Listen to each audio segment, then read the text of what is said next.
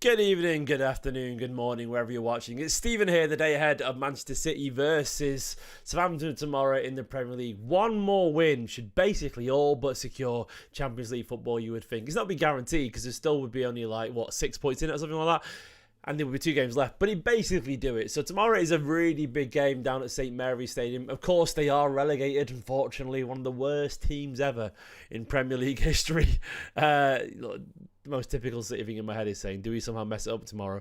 They are relegated, so that's where I'm going with that. But we should be okay. And of course, today I'm going to go through all this with you guys. I'm going to look at the team news, predict the 11, talk about some transfers, maybe because that's all that's going on. I saw loads of transfer stuff. Been out all day with my son playing and all that kind of stuff in the nice weather. Not had a chance to talk about that. We'll talk about absolutely loads of things, and we'll try and predict the lineup. I want you guys to try and get involved as well in the live chat if you're watching. And please give the video a like and subscribe as well if you are new to the channel. I'm also very proud to say that I've got a new sponsor on the channel today. I partnered with Match Bingo, the wonderful people over at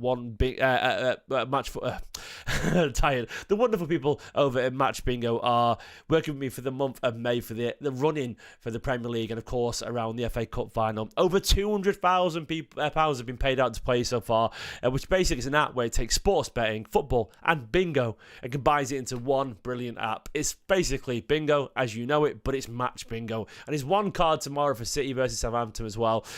Basically, the way it works is if events happen in the game, it fills off, it ticks one of them off. And if your line fills up, if 2 lines fill up, you can win a prize. If all the lines fill up, you get a house, you get the main prize. It's dead simple. For example, the events in the game could be, a goal kick for Southampton or City score a goal or something like that. And the more of the events happen, which is dead fun, dead easy, the more it's ticked off, the more likely you are to get house and win the main prize. It's £2 to play. It's free to download as well. If you buy 4 cards, 4 games, you get 1 free as well. It's £2 basically. It's a little bit of fun as you're watching the game. UK based and 18 plus to enter, of course. And I'll be paying attention tomorrow during my watch along, which is on bigup.com as always, to my Match Bingo card to see how it gets on. It should be good fun. If you want to help support the channel a little bit, please scan that QR code, which is right there. Download it and see what you think. It'd be hugely appreciated. There's also a QR code, a link, in the description, which you can click in the pinned comment and on the live chat in the description below. So make sure you get your bingo card for City for Southampton tomorrow by downloading it and getting ahead of it. It's good fun, basically. A little bit of fun ahead of the game. And here's a nice little video about it as well.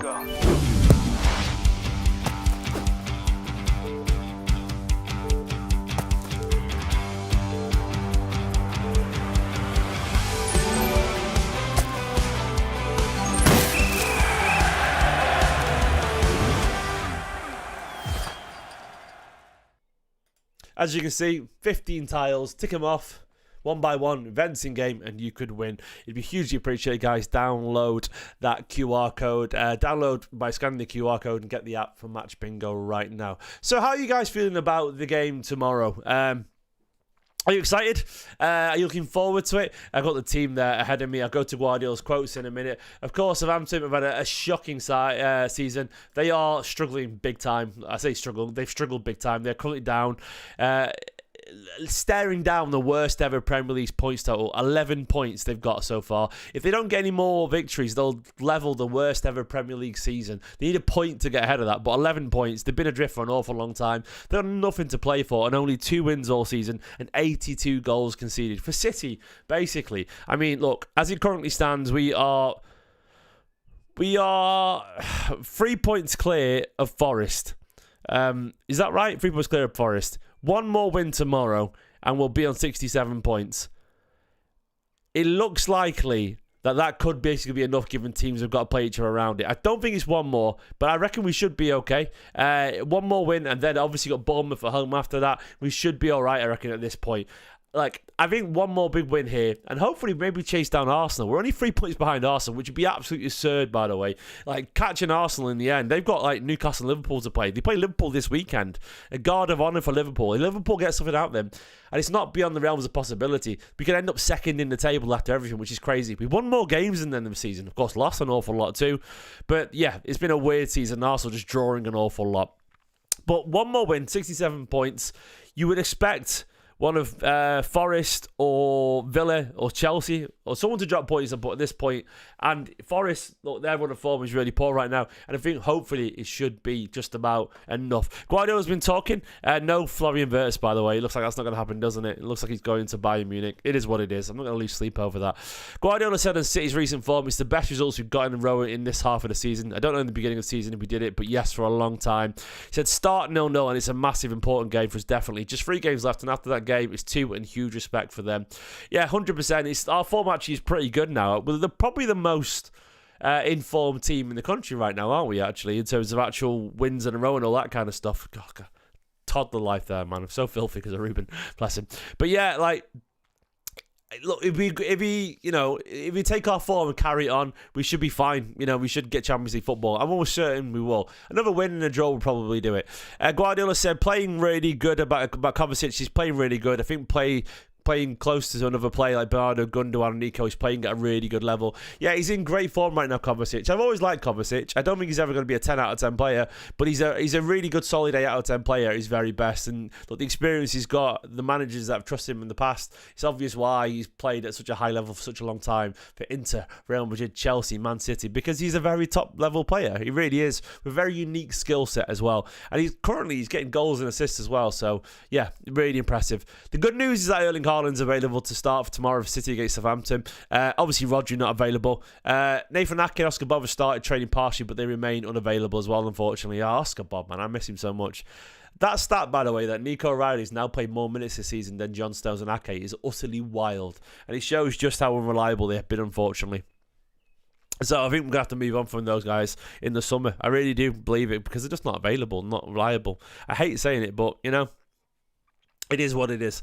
Haaland being back is a massive, massive boost. Look, he's going to come back hungry to fire City to the Champions League. He's been watching a lot of football. We saw his Instagrams and all that kind of stuff, or whatever it was, or Snapchat, or whatever it was.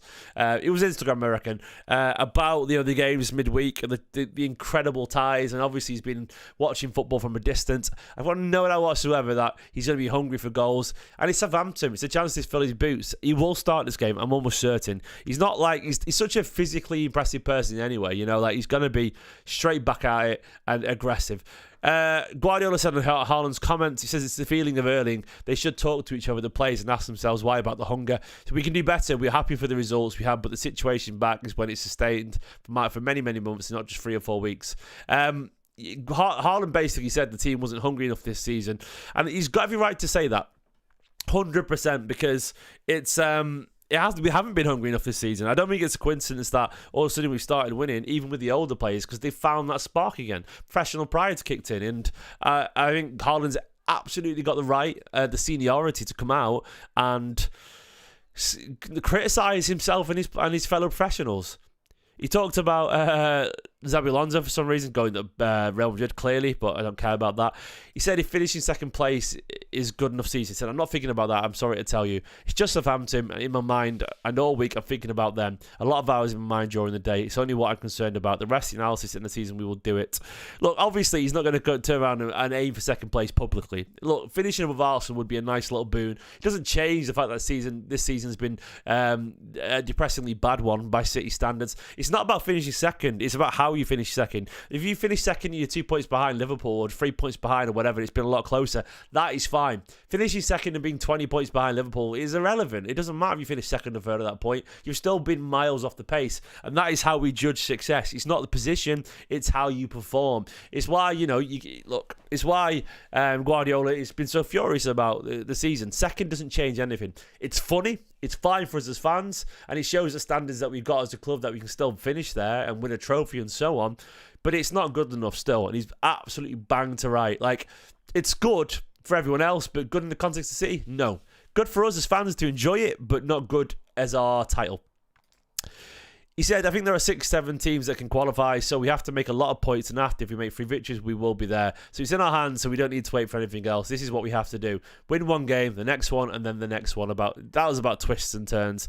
Yeah, look, ultimately, if City don't get Champions League football now at this point, they're idiots. I love your City, but you're idiots. You can't mess this up. The games are favourable. Southampton, the worst team in Premier League history, potentially. I know it's away from home. Bournemouth, good side, but we're at home, Fulham, well, we should do it. he politely dodged to the De Bruyne question there. He talked about Nico O'Reilly, about him going off against Wolves. He said he played a lot of minutes. There are games where players play outstanding, and after that, they didn't play. Players that played not really good and played the next game. So there's not a reason. There's no punishment here. So in that game, the performance and many, many things and the reason why. So when the game is done, it's what we analyse and what they can do better. But it's completely forgotten. It's in the past. It's what you can learn from the game to play the next one, especially the young players that make a regular impact in the team. Yeah, there was nothing in it, man. I just don't think he was playing very well, and you wanted the experience of a Kanji at that point. I got it. I thought Nico, young, he was getting a little bit too giddy getting forward at the time. I would have made the exact same call. I love him. I think he's brilliant, but you could tell his attacking instincts were kicking in when we needed a steady head, and it made sense to put a Kanji on and Vardiel there. Hopefully it doesn't mean the end of O'Reilly in terms of playing regularly this season, but it's all about learning, and Nico O'Reilly's been fantastic. He said, as he stepped up, he said, absolutely, the results we had without him would be difficult to imagine. And he said, yes, he can play there, definitely tomorrow. Well, you'll see it. I don't think he's going to play there tomorrow. Absolutely no chance, He's not going to play there tomorrow, Nico O'Reilly, but I think he might still start, I don't think he's going to be worried about Southampton. I think he will want to attack because they'll sit deep, and I think he will want to go at them. Southampton themselves, as I said, they've been the worst team in Premier League history, potentially miles off the pace. 25 goals they've scored, which is the lowest in the Premier League this season, and 82 goals they conceded, which is the highest in the Premier League this season. They've been a shambles defensively and poor in front of goal, which is usually a bad combo. Just the 2 wins, 28 losses. Jesus. I mean, you'd expect it gets around 30 in the end out of 38. It's sort of like City's 100-point season, but in reverse. Like with the wins, losses, and draws, but the exact opposite way around. Is it? What's the maths of that? So what's 28 times 3? 84. Is that right? Yes. And then 84, 89. Oh, that wouldn't even be enough. Then if you won the last 3 games from that, 89, 97. That shows you, that'd be only 98 points. It shows you how high the standards were of the 100-point season. That it was just... Oh, Jesus. It's basically the reverse, but still not quite as good as what City's was in terms of... They're as bad as City were good in the 100-point season, but not as bad as City were good, if that makes sense. That's crazy. That was right, wasn't it? 60... Yeah, but 84, then 89. We'd be on 89 points if the scores were reversed, there were wins and losses. Anyway, I'm just waffling to myself there. In terms of their actual performances recently, you have a look at them, what they've been getting up to. Not much. They lost to a very poor Leicester side 2-0 the other day. 2-0. Jamie Vardy, Jordan Ayew scored the goals. Obviously down and out, be crushed for an awful long time. They've got some good players. I really like Fernandes. I think he's a cracking player. Only 20 years old. Got an awful lot of potential. He'll almost certainly get a big move at some point to a better club. I can see him going to, a stable Premier League side, or maybe to a team like a Dortmund type where they'll take him for 20 million and it ends up being an 80 million pound player or something like that. Harwood Bellis, of course, ex-City lad. I really like him. A cracking footballer. He'll probably get a Premier League move. Ramsdale relegated again, but then you got people like Walker Peters, loads of experience there. They've got on the bench, of course, Tyler Dibling, who's apparently worth 100 million pounds. He obviously isn't. We wouldn't pay anywhere near that. That City apparently been looking at. Look, they've got some decent players. Sulemana's not bad. They're just miles off, the pace. Before that, they did lose to Fulham as well. Fulham battered him, being honest. You can see there, 26 shots to their 7. Jack Stevens scored for them. Bednarak's a decent player as well. Howard Bell. It's not the worst bunch of players you'll ever see in the world, but it's just lacking quality, essentially. They got a child's baby snack as a manager now in Rusk. I don't know anything about him. I think it's just the interim manager. Of course, makes sense that they'd move on after the terrible season. Look, they're going to struggle tomorrow, you'd think, if City turn up. As for how City are going to play, Ederson will be in goal. I think he will go back to the lineup. I think O'Reilly will play. I think Vardiel will play. I think Diaz will play, and I think it'll be Nunez. I don't think Akanji will come into this game because I don't think he needs to. Against Bournemouth, maybe we'll see a different story, but I think these guys will sit there again. Haaland will come back into the side, which begs the question, how are we going to line up here? I think Marmoush will start on the left for this one. I think I've got a bold call. Out of nowhere. I don't know if I'll go for it. I think we could see Foden come back into the side on the right. Has anyone else got a feeling? It's one of those things where maybe I'm wrong there, but I've just got a weird feeling that he might do. Who knows, man? Who knows? For the actual midfield, Kovacic, I think, almost certainly will start. He's in really good form right now. Guardiola rates him. I think Bernardo will probably start as well. Maybe, I'm going to say, who do we reckon on the right, guys? I know there's 100 people watching. Please let me know who you reckon. Once again, download Match Bingo. Download and play the game tomorrow. City versus Southampton. It could be all the youngs tomorrow. I've got a feeling De Bruyne is not going to play. I don't know why. So I've got a feeling that De Bruyne is not going to play. It's just my gut's telling me. Yeah, I don't know. I think it's going to be Silva at what? I don't know. Savinho? It's so hard to predict this. It's so hard to predict. I think Bernardo Silva is going to play, or he always basically does. Bob's definitely not back relief, unfortunately. Guardiola said he's not available fully yet. Gundo will play because he always does. I don't think Nico Gonzalez is going to play. I want him to play. What if Phil gets a game randomly? Yeah. Look, I'm not going to predict it, but you remember this tomorrow if I get it right. You're right. I've got a feeling Phil might be involved. It's just a gut instinct, based on absolutely nothing other than just a guess. I'm going to put KDB in actually, and then Echeverria bench. I think the squad's too big, mate, isn't it? Drew, KDB, and McAtee actually. I'm going to go for McAtee. I think he'll get a start. I think he will do. I think McAtee will get a start on the right. That means no Bernardo, but I've got. Yeah, probably does mean no Bernardo. Maybe Silva there instead of Gundo. It's hard to predict. It could be Savino, it could be Oscar, but it could be Jeremy Doku. It's just so hard to presume. Maybe Marmoushi's back over here and Doku's over this side again. I don't know, but away from home, he always usually wants control. It's very, very hard to predict. It's very hard to predict. I'm not fully sure, if I'm being honest with you, what we'll see tomorrow. I am expecting Haaland to score. We've got to look at the goal difference in the table. Like Liverpool, obviously, are playing Arsenal. Where's it at? Is it Anfield? It's at Anfield as well. Jesus, yeah, it's at Anfield tomorrow. So, no, it's on Sunday, sorry. So, look, if we win tomorrow comfortably, say we did. So, a goal difference currently, there's a 9 goal difference between Liverpool, Arsenal and City. Say Arsenal just lose by 1 goal, it goes down to 8 goal difference because obviously that's how it works. If City get like a 5-0 win, all of a sudden the goal difference is cut down to 3. One more Arsenal defeat, they've got Newcastle, and Newcastle got something to play for. It's down at 2, and 2 more City wins, it'll do it basically. So the goal difference can be turned around very quickly, but it might not be that it matters. I don't think we will get there. I don't think we'll beat them on goal difference. We probably could catch them depending on their results, but ultimately I'm more thinking about just getting Champions League football. I think one big win would give us, given the other results, Newcastle have got to play Arsenal, and I think Forest have got to play. Let me check Forest's fixtures. They've got to play Chelsea as well the last day of the season. There's going to be some results that go against, that the teams have got to play each other essentially. Newcastle have to play. Let me check their fixtures. Yeah, Newcastle have got to play Chelsea as well on Sunday. Yeah, I think one more win could be more than enough to basically secure it, given some teams are going to drop points. I'm going to go for a comfortable win. I think Haaland's going to bag a hat-trick. I'm going to go for it. I'm going to go for a 5-0. I'm going for it. I think we're going to actually blitz him. Marmoush going to score. Haaland's going to grab a hat-trick. And KDB's going to get another goal. I'm going for that for you. Don't know what you guys reckon about that. That's my prediction. Once again, I would like to say, please do consider giving Match Bingo a go. It's right there. Scan that QR code or click the link in the description. Basically, you all know how Bingo works. Something happens, you take it off your card. It does it automatically. There are 15 events for a match card of Southampton versus City tomorrow. It's good fun. It's just literally £2 to play.